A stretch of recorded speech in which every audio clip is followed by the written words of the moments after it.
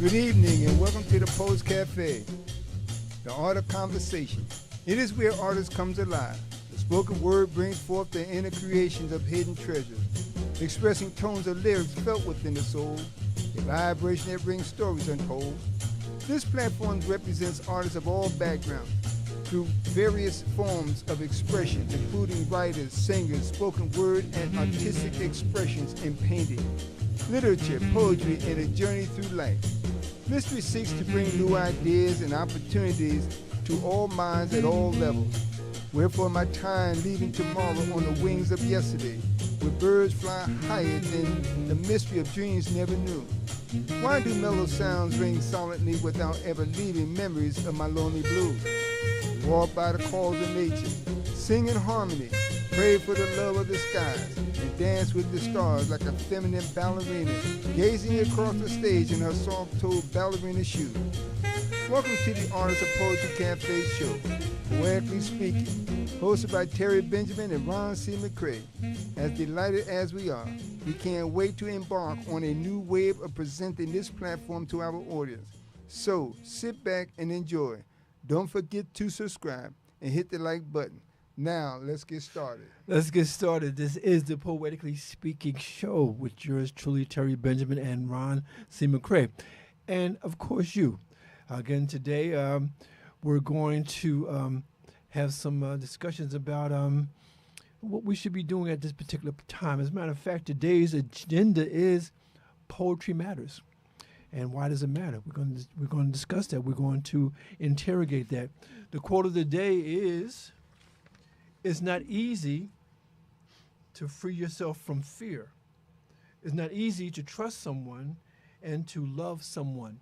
And this is from Harper from a book entitled The Conversation, How Men and Women Can Build Loving, Trusting Relationships. And this is from 2009, but again, it's 2025, and so we may need an update of this particular information. Our engineer for this evening is Jeff. And again, as always, we begin. And we begin with Ron's poetry. Ron, what do you have for us today? A couple of things. I'm going to read one, and I want to introduce something else. But this is interesting. From last week, we had actually Thursday, we had a podcast. Yes. And this is interesting. So let me read this. I forgot which one it was. so many to choose from, you. Well, let me read this one. and I done this in a shorter, actually the other morning. Only blind ignorance awakened those sleeping in the dark, with shades of curdle across the mind, refusing to accept that life bears no memories of yesterday. Fools who sought knowledge. Ignorance is a fool's book for knowledge, leading nowheres without a reason to justify its quest to right or wrong without blame. Blind ignorance is a way of seeking substance without purpose, a wanderer living in the shadows of illusion. The blindness of the mind is a metaphor for failing to be enlightened by the right word, which provides access to the proper session. Mm-hmm. Blind ignorance is like a jar of salty pickles lingering with fruity, sour, seedless grapes, wow, illustrating a harsh way of understanding how the brain creates its way of thinking. There is a disconnect between discovering truth through positive thinking and learning from the perspective of solid instruction.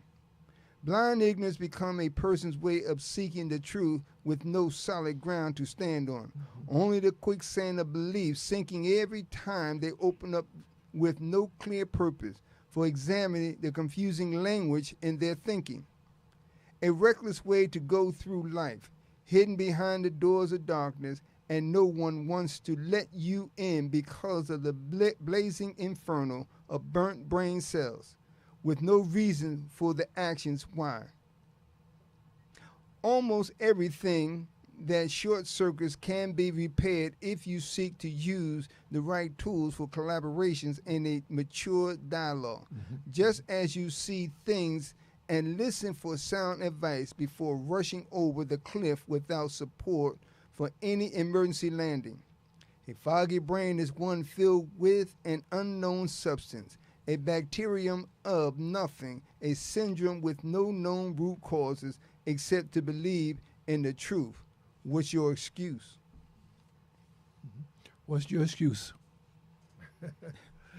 You know, there is so much, but let me do this one. Matter of fact, here's one I think we kind of talked about, and this is important too. Okay. A march on Washington, and as you know, we all talk. Everybody want to go march on Washington, and you know everything happens in Washington. You know, I don't care what organization, what fraternity, everybody wants to march on Washington. So let me read this one because I thought about this.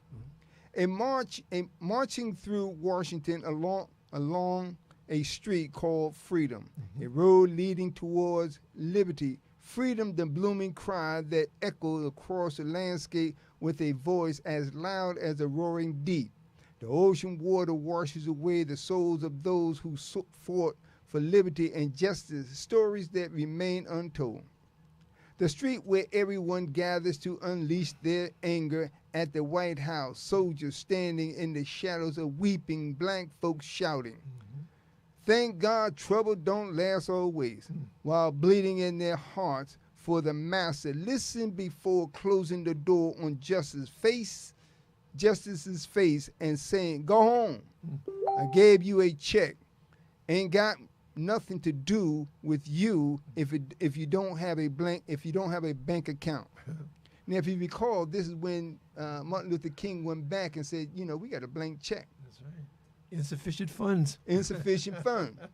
So, why did all those gather on Washington year after year yearning for the same old thing and the same old ringing sounds echoing across the street, across the green white grass yard of his house, and always bearing the pain of the Negro's quest for change? The March on Washington brought forth rhythm and blues, singing, "We Shall Overcome." Heard that one. Which was yesterday's today and still wastes through many months, years, days, hours, minutes, and seconds for the day to come. The March on Washington has become a popular spot to hang out, complain, spend money, buy a shirt, come home broke, and say, we've been to D.C. to march on Washington. The March on Washington has yet to become the symbol of freedom. It's aimed to be as long as D.C. continues to profit from the struggles of the poor souls crying out for justice, for what does not belong to those with their hands extended. The road to freedom lies on the other side, where the master seeks to name carved in their backs. Mr. Master by John Smith, Leroy Jones, Brown and Insane Man, and many others who are legally entitled to own another human soul.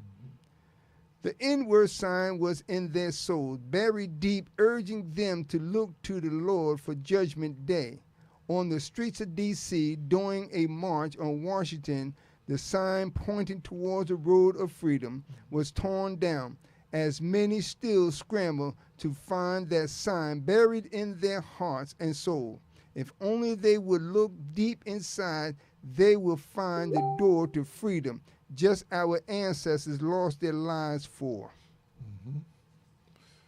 You know, I said that because, again, you often hear March on D.C. And matter of fact, I was talking to the sister in the park last week or so, and she said, well at that time, they was going to march on Wall Street.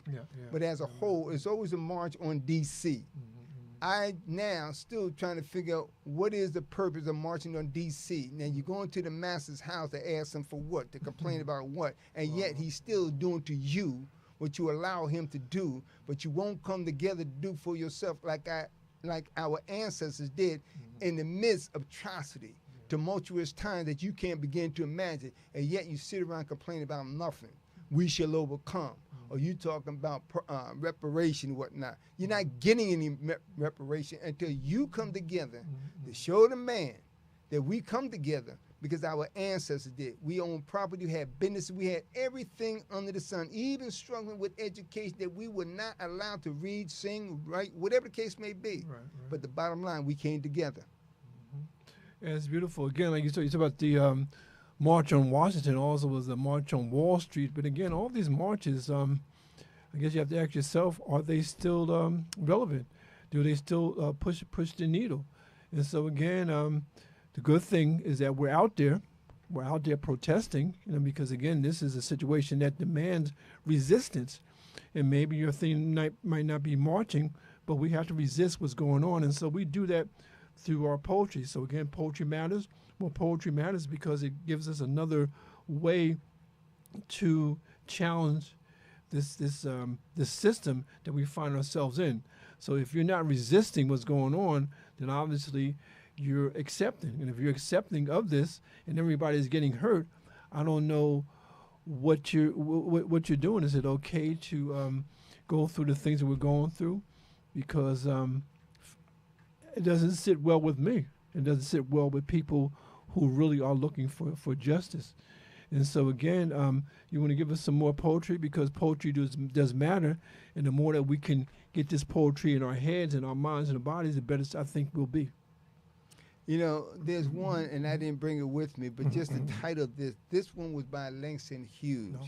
And if I recall, the title of it is My Black Lover Hanging from a Tree. And this was one that Langston Hughes had written and put together.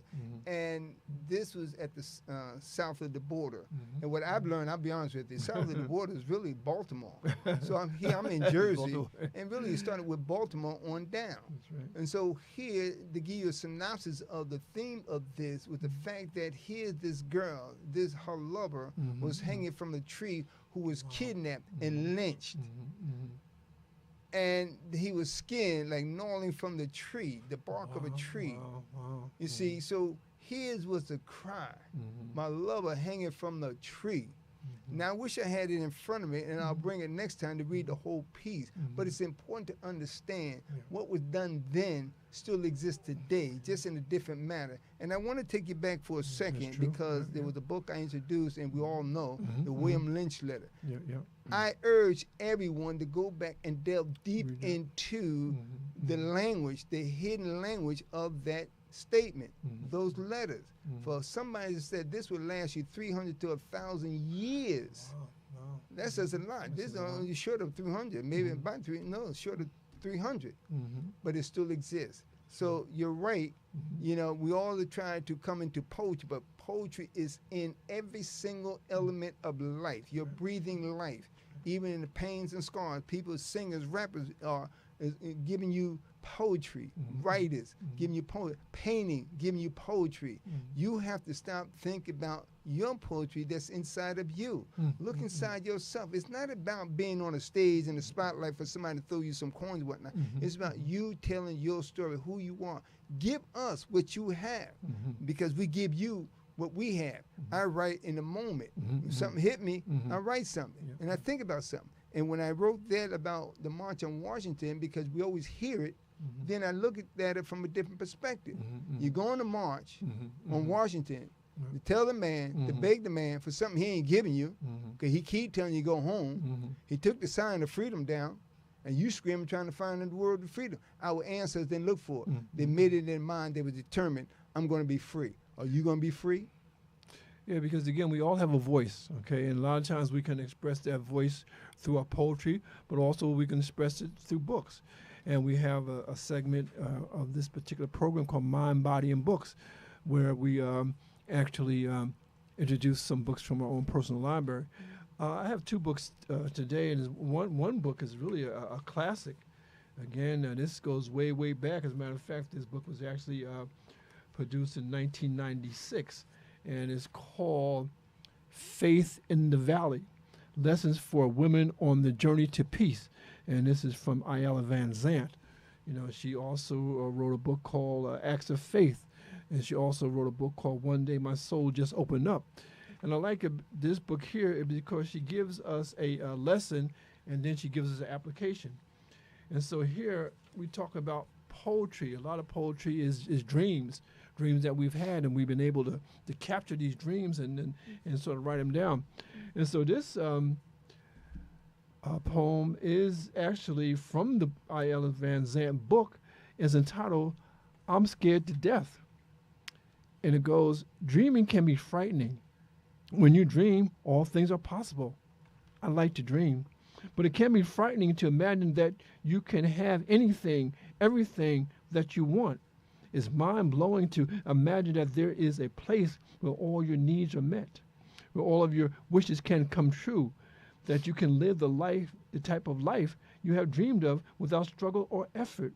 Can you imagine doing all these things you love to do, being paid for doing those things, feeling good about what you are doing and yourself? Is that frightening to you? It is frightening to me. That is probably why it is not happening. I'm afraid to dream." And the application here, no dream is too good to come true. And so again, a lot of times we have our dreams, but we don't act on our dreams because again, to just dream is one thing, but to dream with action is really a possibility. The next book that I'd like to introduce you to is Taught by Women. Taught by Women. Poems as Resistance, Language, New and Selected. And this is from Haki Madhubuti. And again, the women who have taught him, Madam C.J. Walker, Cassandra Wilson, Roseanne Guy, Sonia Sanchez, Nikki Giovanni. And again, and I can attest to the fact that I've been taught by women. I was raised by my mother and my grandmother, surrounded by my aunts and nieces and women that taught me how to be a man and what they look for in a man. But again, this book by Haki Madhubuti, he has a poem here entitled "My Brothers," and it says here, "My brothers, my brothers, I will not tell you who to love or not love. I will only say to you that black women have not been loved enough. I will say to you that we are at war and that black men in America are being removed from the earth like loose sand in a windstorm, and that the women black are free to each of us. No, my brothers, I will not tell you who to love or not love, but I will make you aware of our self-hating and hurting ways, make you aware of whose bellies you drop from. I will glue your ears to those images you reflect who are not being loved." And so again, black men, he's encouraged us to love black women because we come from black women and we owe black women the respect of their queendom. Their queenness. We say queens, but we don't say it lightly. If I call you a queen, it's because I believe that you're a queen, but it's not enough for me to call you a queen. I have to treat you like a queen. And that's why we have our poetry, the poetry that celebrates you, the poetry that worships you, and the poetry that worships us as a couple. And so we continue in our program, and we have a section called Music is Lit, where I try to put together some songs that celebrate us as a people. And today, the theme through all these songs is love. And so each song has love in the title, but there's also love in the body of this particular poetry. And so again, I like to start in 1975. I want to go back to the Isley brothers and this song that they recorded called "For the Love of You." And it says here, "Drifting on a memory, ain't no place I'd rather be than with you. Yeah, loving you. Well, well, well. They will make a way for night. All we'll need is candlelights and a song. Yeah, soft and long. Well, glad to be here alone with a lover like no other. Sad to see a new horizon slowly coming into view. I want to be living for the love of you. And yes, I am. All that I'm giving is for the love of you. All right now. Lovely as a ray of sun that touches me when the morning comes, feels good to me, my love and me. Well, smoother than a gentle breeze, flowing through my mind with ease, soft as can be. Well, when you're loving me, when you're loving me. Love to be in the ways of your love, enchanted with a touch, and it seems to me we could sail together in and out of mystery. Well, I want to be living for the love of you, all right now? All that I'm giving is for the love of you. You got me, girl. I want to be living for the love of you, all right now? All that I'm giving is for the love of you. Oh, yes, I am. Paradise I have within, can't feel insecure again. You're the key. And well, this I see. Oh, I see. Now that I lose my way using words that try to say what I feel. Yeah, love is real. Oh, love is real. I might as well sign my name on a card which could say it better. Time will tell, because it seems that I've done just about all that I can do. I know that I'm living for the love of you. Oh, yes, I am. I know that I'm living for the love of you. Every day I'm living for the love of you. I'm living for the love each and every day. Oh, yes, I do. I'm going to say it one more time. Said I'm living for the love each and every day. Oh, Lord knows I'm, write that down. Said that I'm living for the love of you. All that I'm giving is for the love of you. And Ron, I could not end this love fest without one of my favorite songs. And this is a song that I'm very familiar with, and many lovers are familiar with. This is a song that if you like to have music when you make love, well, this is the song that you usually have, you know. And I usually try to play it at the beginning and also at the end. This song is a song that I think we all can relate to. And this song is from Anita Baker, and this is from 1988, and it's called Good Love. And it's from one of my favorite albums called Give You the Best That I Got, but this is Good Love. Many days it goes unspoken, but the desire never seems to go away. It's going to take much more than hope to bring you close. I think I'll pray. I hear you say you got a lot to give up, and there's so much more this heart of mine can take. If what you have to bring me is positive, you said it right away. Send it right away, right away. I want to know what good love feels like. Good love, good love. Morning, noon, and night, forever all my life. Good love, good love. Good love, good love. There's a void that stands between us, and it seems it's getting harder to relate. Never in my wildest dreams did I imagine life this way. I want to know what good love feels like. Good love, good love. I want a love that's sure to stand the test of time. I want to know what good love feels like. Good love, good love. Morning, noon, and night, forever all my life. I want to know what good love feels like. Good love, good love. I want a love that's sure to stand the test of time. I want to know what good love feels like. Good love, good love. Hear me when I say, bring it to me, baby. Baby, you're the man I hear you say you are. I don't quite understand why loving me is so hard. Never have I felt the need to be this close. Words cannot say, heaven only knows. I want to know what good love is. Good love, good love.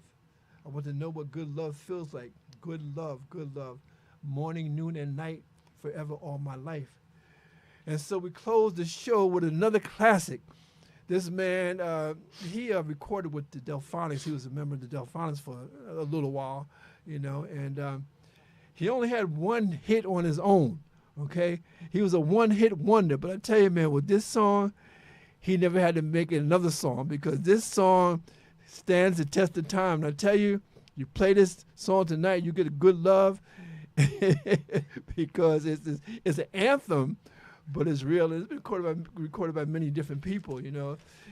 Nancy Wilson actually recorded it. I love her version, but this is the original, Okay, this is original from 1975, and the name of the song is "Love Won't Let Me Wait," and is by Major Harris. Yes, yes. This is the song that gets a lot of people in trouble. And it goes here: the time is right. You hold me tight, and love's got me high. Please tell me yes, and don't say no. No, honey, not tonight. I need to have you next to me in more ways than one, and I refuse to leave until I see the morning sun creep through your window pane, 'cause love won't let me wait. Not one minute, baby. The time is right. Turn down the lights and take my hand. We'll take a flight and spend the night in Wonderland. Now move a little closer to me.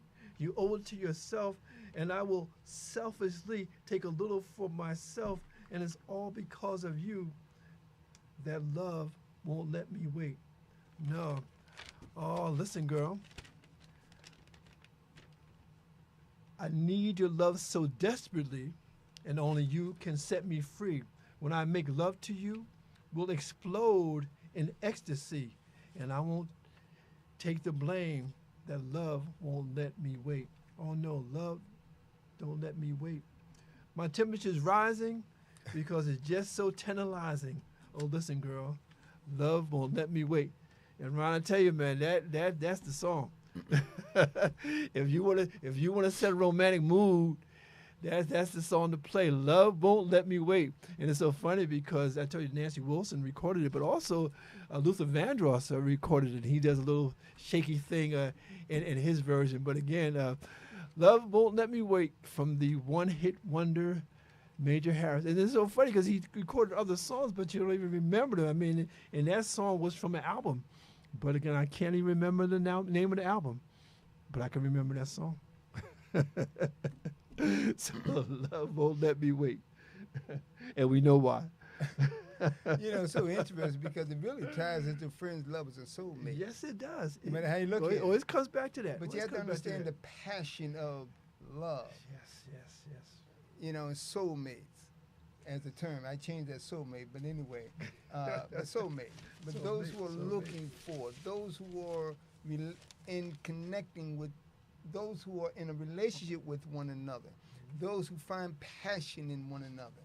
And like you said, love won't let me wait. Won't let me wait. You see, but understanding how the music flows, how the rhythm feels, and the timing is right. No matter how you look at it. That's right. Well, we got to do something tonight, baby. We got not tomorrow, not yesterday. But let's do something tonight. Let me get the candlelight and start a little fire. That's right. Bring out the food. We can have a little wine. No matter how you look at it. Put the music on. Yes. But let's make love tonight. That's right. Let me read this because you got me on it. But this is where, and before I read this one, I also want to say too, because when you talk about a queen, every woman, every sister is a queen. Right. It all depends on how you treat her and how she respects you and how she treats herself. But every woman who's out there journeying into labor to make a difference for the relationship, the household, the family, the kids, the husband, boyfriend, whatever the case may be, she's a queen. Right. She's a queen to you. You must be the king to show her that you are the foundation that holds a queen. No matter how you look at it, a queen can't be a queen if she doesn't have something solid to stand on. So brothers, men, doesn't matter. Doesn't matter. What's your background, doesn't matter. But be that king. We ain't talking about no batter up. We talking about being a king. To recognize and to host your boundaries. That's right. Because again, we always say that a lion's a king in the jungle, but a lion knows when to rise up and when to sit down, when to respect and when to hold this position. That's right. That's what's important. That's what's important. And we continue. Let me read this one. As you can see, I have a bow tie on. And I wear a bow tie. I may not be the most fashionable one. I may not be the most expensive, but I got a bow tie on. Got a bow tie, yeah. And so this sets the tone for brotherhood. That's right. So all brothers, to all men out there with your bow ties on. Right. So let me read this. Yeah, please. Bow ties. The bow tie is so riveting it seeks to bring the unimaginable art to the forefront of its audience. The visions of bow tie captivate stylish looks, soft, classy, a sculpture of creation, a world without boundaries. There's an internal posture that hosts the unexpected image of how I move with signs and sounds undisturbed. So, how do I look? With a little twist and turn, big or small, various shapes and colors, it doesn't matter at all. I walk tall, I walk tall, I walk, talk, shift, shuffle, never falling, wearing a bow tie suit us all. Dressed to impress, jeans, jacket, sports jacket, vest, and tuxedo too. With just a wink as you pass me by. Oh, how do you do? I see you staring at me from behind. Bow ties, greetings, sisters, brothers, what's going on? Hey, man, thank you for that. My lady just asked me out to dinner. She says, now you got smacked. Time is changing. Bring back the old school days. Pants up, not down. No tiptoeing, slipping, and falling to the ground.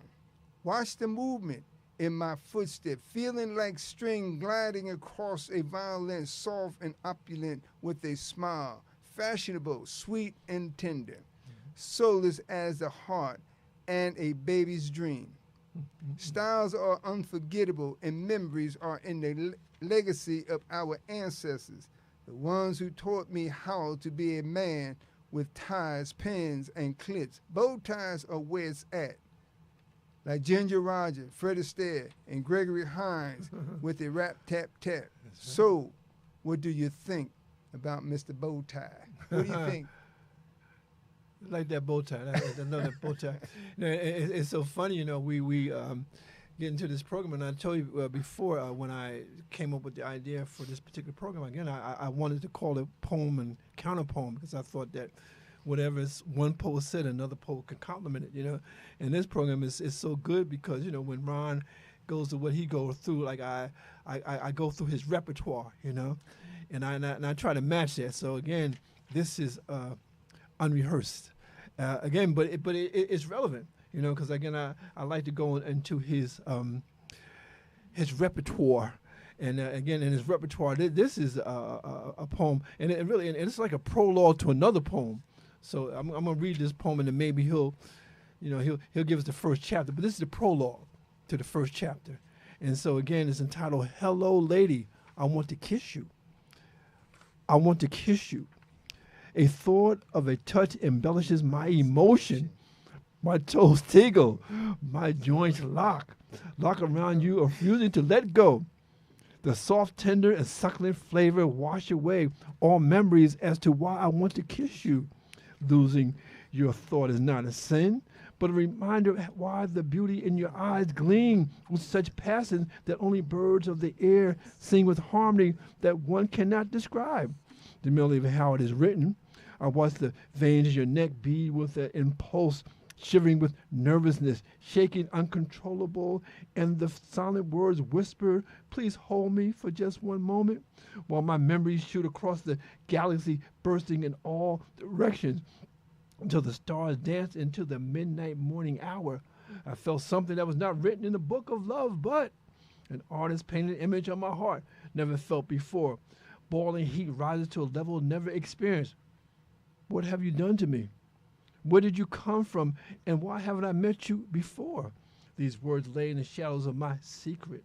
Just kiss me until the sun fades into a sleep and the moon screams without a sound to be heard. Oh, forgive me. Pardon my jealousy for not wanting to share the breath of such inhalation. I lost the words as to why I wanted to kiss you. So pardon me for the lack of awareness. Let's do it again, or succumb to a dreamer's dream. Dreamers dance, dreamers sleep. But only a kiss like yours brings a song of romance and a fragrance to a level unforgettable as to why I want to kiss you. So, let's take a ride. You want to read that next poem so people get a full idea of what we're talking about? What I gave you is the prologue, but this is the meat of the matter here, because we're gonna take a ride. Let's take a ride.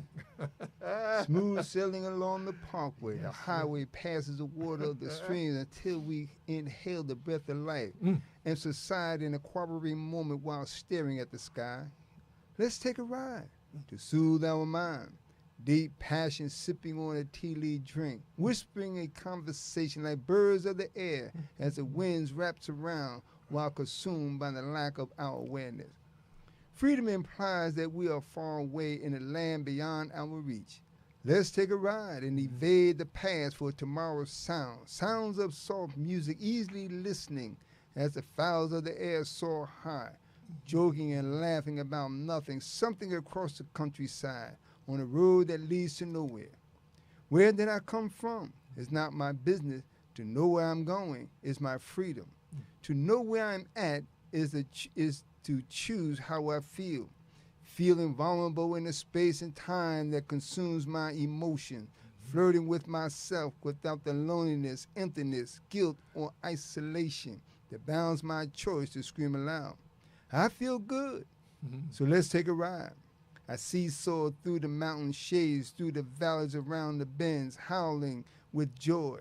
My therapeutic moment allowed my existentialism to identify my whereabouts without the sounds of any noise. Where did I go? The shades of darkness covered me as we traveled in the valleys of my journey, through the twists and turns, in and out of a cave-in without knowing where it leads. Moving high, feeling good, no destination, no pain, no restriction, only to find the sun shining right where it stood. Let's take a ride and soar through our magical dreams. Let's take a ride as the sun sheds and the moon rises. Let's take a ride with my lover and me. Let's take a ride. And then what I would do, I would put that song "Cruising" underneath that, you know, as you were saying that poem, Smokey Robinson singing "Cruising." That would sort of bring it all together there. So again, you know, poetically speaking, the poetry matters, and poetry matters because sometimes poetry can say the things that you can't say, and as we continue through our program, this is the segment of the program what we call food for thought, and in this segment, you know, I had subtitled this questions that matter, answers that reveal, and I want to throw out some questions we're going to talk about. I want you to think about it too, you know. And the first question I have, Ron, and again, you're going to help me with this because I heard it so many times, but I don't believe it. It says here, do we choose who we fall in love with? That's a good question. Can we help ourselves? Is the fact that we just get so caught up in love that I know this man is no good for me. I know this woman is no good for me, but I can't help myself. But my question, really, do we choose who we fall in love with? Or is it out of our hands? I don't know, but what say you, brother? You know, that's one of those delusional states. Those Delusional. Because again, you know, there's a difference between something that magically appeared before your comprehensions of understanding how is it that I fell in love with this person, or you choose. You see, now when you choose, you get what you pay for. You can't get mad, but you have to also step back if it doesn't work. But if you didn't choose it and it magically appears based on your inner spirit of what you yearn for, what you've been looking for, what your desires was from a higher power, and I put it that way because that's what's important. You know, and it ties into the art of conversation. It ties into the friends, lovers, and soulmate. All that plays a part. How did this happen? Where did I come from? What causes this? What is it that this person caused me to buckle my knees? You know, it's like you just read, I want to kiss you. The thought of a kiss. Right, and again, but the thing that puzzles me about this, Ron, you know, I've spoke to many women, and they said, you know, you can't help what you fall in love with. But I know from just personal experience that women have told me, they said that in the first 5 minutes of meeting a man, they can decide if he's going to be a friend or a lover. In the first 5 minutes, and some women say it's less than that, because sometimes a woman can just look at you, and the clothes that you have on could just eliminate you. Because women, they go down from the shoes to the hair and the beard, if there's no beard, whatever, and then the clothes. Are the clothes nice? Is the clothes, you know, pressed, that again, women give you like the up and down, and again, so I don't know if I believe that you don't choose who you fall in love. And how about this question? Is unconditional love possible? Is it possible? Oh, absolutely. It's possible, but it really ties into the first one. Unconditional love, it all depends on how much you are willing to sacrifice because of the foundation of the relationship. Is it worth it? There's a benefit, without question. We are here laboring together. So yes, unconditional love. But we're not talking about in the sense that you just arbitrarily do what you want to do. No, that's but not in the what I'm same talking about. token, and let me just throw this out right quick, because with Jose and Gomer, you see, God tested him. See, there's a difference between what God gives and allows and tests you with. That's right. Versus the man on the other side down below your feet. You see, there's a difference. Because, see, the unconditional love was based on understanding your heart, your trust, your emotions, who you are mentally, spiritually. There's a difference. Because, again, we may have started out what we may think is right, and all of a sudden we had a little twist and turn. But it's understanding the unconditional love I have for you, because I know you are a deep-rooted, compassionate person. I know you made an error or mistake. So yes, unconditional love is possible, but it all depends on which road you take. Yeah. And again, because again, I've experienced unconditional love, but it was sometimes was not in a love type relationship. Like I know my grandmother, she loved me unconditionally because all she knew was I showed her as a kid. She wasn't able to see my full manhood, but I knew that she loved me, and there was no condition. I just had to be myself. I've been in love relationships where she loved me, but if the money got funny or whatever, it might be a little less love. But the thing is that I think it becomes unconditional when you love the inner person, because the outside person is going to change. One of the things that you learn as you get older, that your facial features change. You might get smaller, you might get bigger, you might lose your hair, you might lose whatever that you thought was your calling card. You may lose that. But what about the person inside? Do you love that person inside? Do you know that person inside?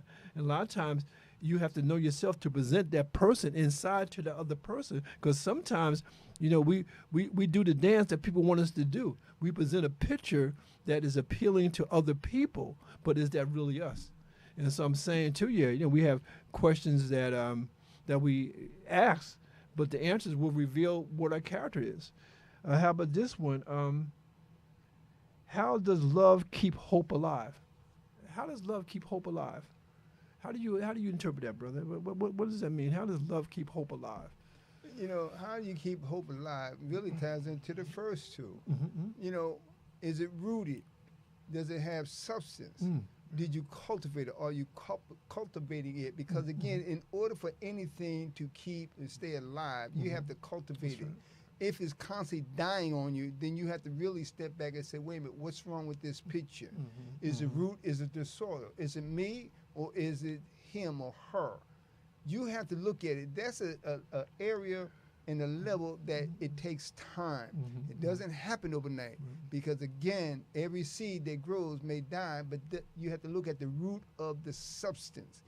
Is the roots dead? Does it have, matter of fact, just like the liver in the body. It's the only organ in the body that will regrow, even just a tiny piece of it. So you have to look at, is there inkling of something that's still there that I can cultivate it without burning and losing your own life? But if it's worth it, you do what you have to do.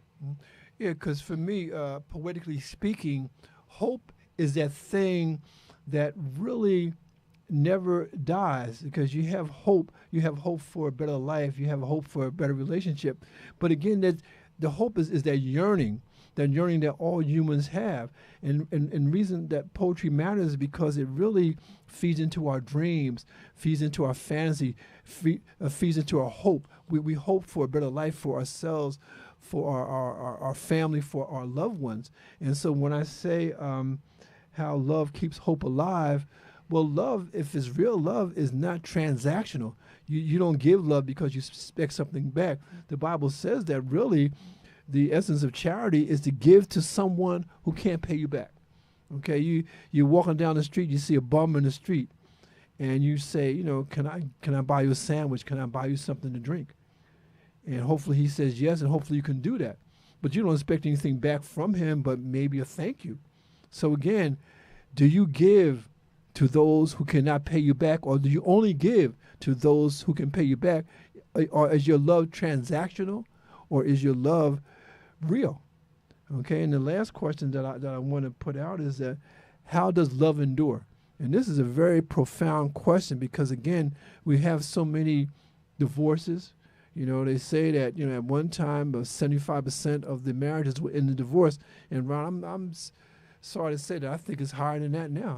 I think it may be almost 80%, and that's tragic, because again, I do believe that when you get married, you don't think that, okay, in 10 years or 20 years we're going to get a divorce. When you get married, you really feel that it's forever. And that's why, I don't know if there's any secret. I don't know if there's any one size fits all. But again, the question is, how does love endure? How does it last? I like to tie these two pieces in. You can, again, go back to friends, lovers, and soulmate. And again, as we say, you get the book, you read it, you study it, and really understand it. And many other pieces we bring to you.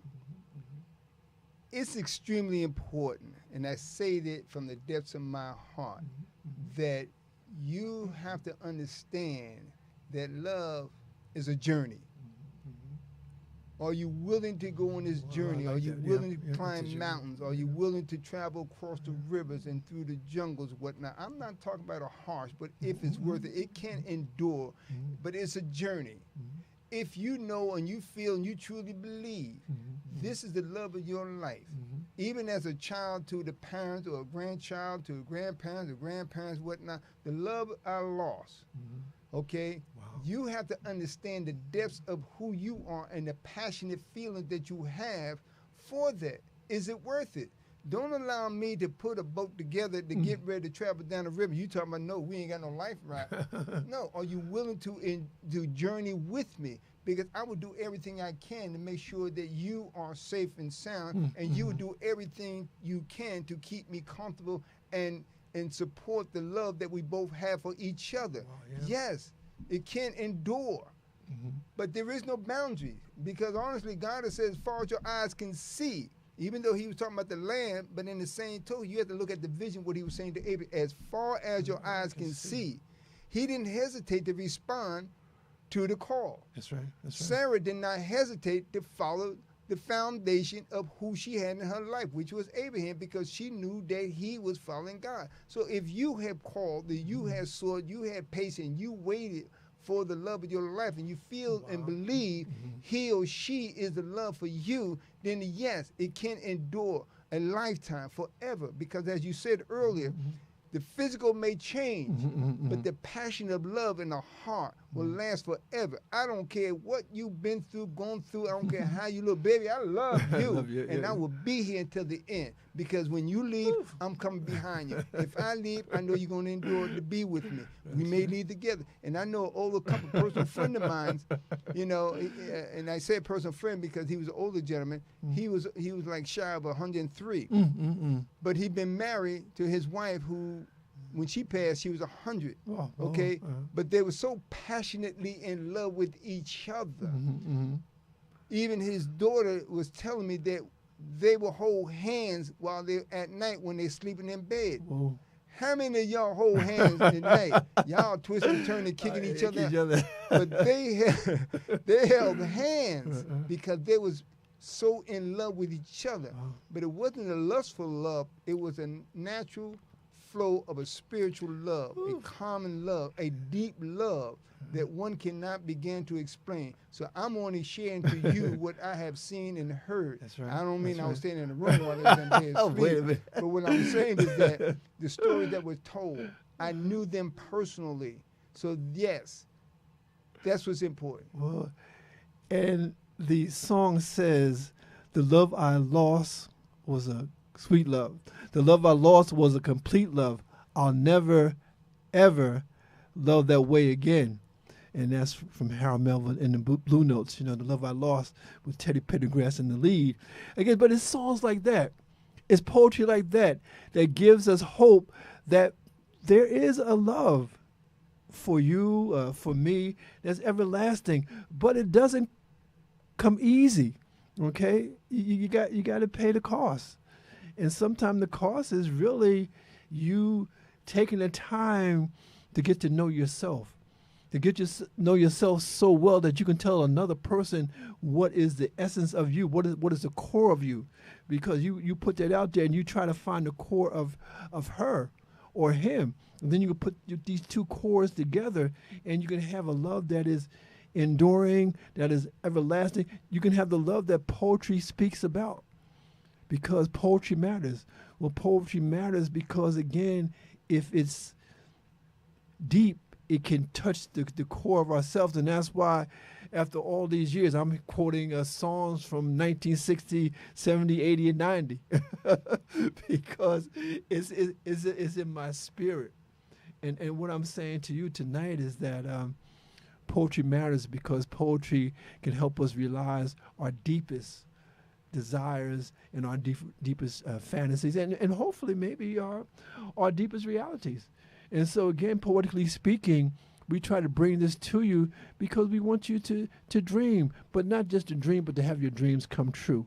And that's why my brother always has a poetic message that takes us way beyond this particular time, this particular program, and this particular hour.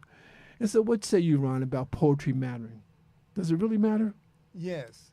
Poetry is staring in the eyes.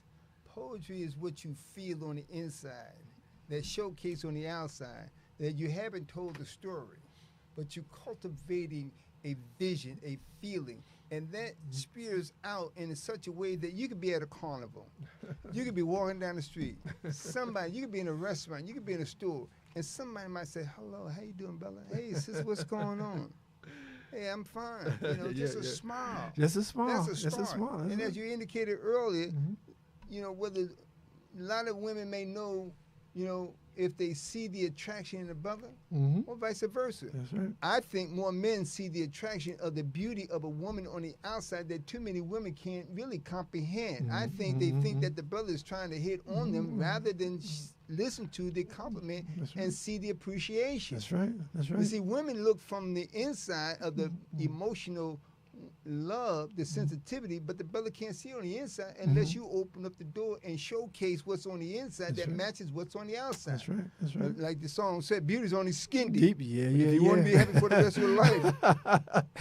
Well, you know I'll that one. But what's important is that a smile, hello, a conversation. Poetry is all around. Do you see the birds? Do you feel the swiftness of the trees, the winds? When you go to the park, somebody playing, somebody's doing this, you just begin to, you can't comprehend what that feels like, but you'll know it. What happens is because so many doors are shut, it's because you fail to receive something positive as opposed to thinking something negative. I just simply say, hello, how you doing? I like the way you wear. I like what you wear. I like your braids, your earring. I see a lot of seasoned women, older women, look gorgeous, look young, fabulous. A lot of younger women, whatever. It's the expressions of the outward appearance that really showcase what a good conversation can end up with. That's right. And again, we don't have time to explore it, but there's the whole concept of love at first sight. Question mark, is it possible? Again, maybe we explore that at another time. But right now, I guess you have another poem for us to take us out here, or if not a poem, then just give us a thought about how poetry matters each and every day of our life, how it really can be the thing that really gets us through some bad times, some hard times. Poetry matters. Poetry matters because it really takes a person out of a dark space, a despair space, a lonely space, loneliness, isolated, no matter how you look at it, poetry is a story that you want to bring alive, that you want somebody else not only to see it, read it, but to feel what it is that you are trying to express. Everybody's not outward speaker. Everybody doesn't like the spotlight. That's right. But the point is, every single person on the face of the earth has a story to tell. But if you're hiding it and you're hoarding it and you're not sharing it, nobody knows the real, genuine person that you are. That's right. That's right. Yet, too many cry out, I don't care. So you come out with a negative attitude. I don't care. Nobody cares. It's not the point. Take that same negativity and turn it into something positive. Tell the story. I don't care. I can go home right now, right? I don't care. Wow. But turn it into something positive because you see the end results. Just a smile, hello, and stop trying to showcase and trying to draw something in. Carry yourself like you was created and born to do. A child just loves to be, a child wants to be loved and hugged. As I said a few days ago, on the other show, with Ruby Schreiber and her granddaughter. I mean, that's passion, that's love. Showcase. That was nice. We as adults should receive the exact same thing from each other.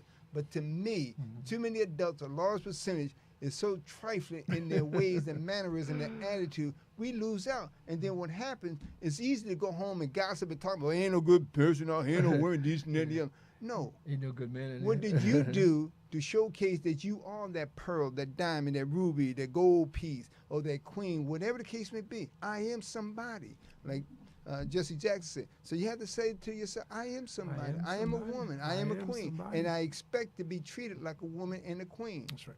Because if you deserve it, you will get it. If a brother who's a foundation and he's the masculine aspect of it and not some macho, whatever the case may be, you can find it. Because we all look for somebody. That's right. And again, you know, we're human, okay? And again, we are built for love. We're made for love. We're made to love ourselves and to love each other. And again, you know, we present this information to you not because we're experts on anything, really. We're still learning. We're still growing. But we like to put something out to you so you have some food for thought. And that's why we come to you every Thursday and Sunday. And we try to give you the best that we have at that particular time. So again, we have just a few more minutes, and we're going to use all the time that we have with you. So Ron, you have something there for us? Yes, I'm just going to read this one line here, this one paragraph. The flaming echo of poetry. The flaming words of poetry ignites the fire burning in the archives as the audience clings to the cascade of lyrics, dancing with soulful grace down Memorial Lane into the house of spoken words. Wow. You'd be surprised. Poetry is all around. It all depends on what flavor, what level, what tone, how do you present it. But in this case, we talk about not only music for lit, the love, the art of conversation. All of that. You know, no matter how you look at it, we're talking about love. We're talking about romance. We want you to feel inspired that there is still hope for each and every person who's looking for, want to find that love, the love of their life. It's important to know that, like Jesse Jackson said, keep hope alive. But as long as you believe in God and a higher power, there will always be the love of your life. Yes. He or she. It's just a matter of you being that flower in that field that when I come cut that grass, don't holler and call the cops on me talking about get the hell out of here. But in all seriousness, it's truly a pleasure, and it's always a pleasure as we continue to bring to you the spoken word of poetry. On that note, it has been Poetically Speaking with Terry and Ron and you, and we look forward to seeing you next time.